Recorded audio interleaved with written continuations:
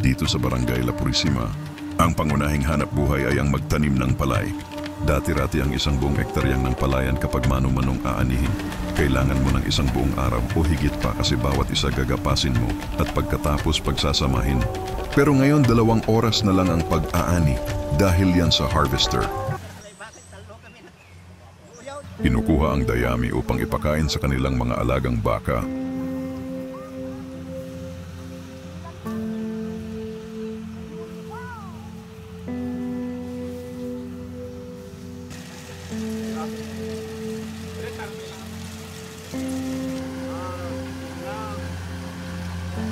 Ang mga batang ito sinusundan ng harvester para makakuha ng dagang bukid upang ito'y pang-ulam. Hindi ka kumakain nun kasi rich kid ka.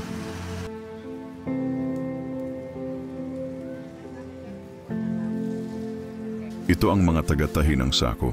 Walang permanenteng trabaho kaya umi-extra kapag anihan upang may pangtustos sa kanilang pamilya. Katulad mo lumalaban ng patas para mabuhay.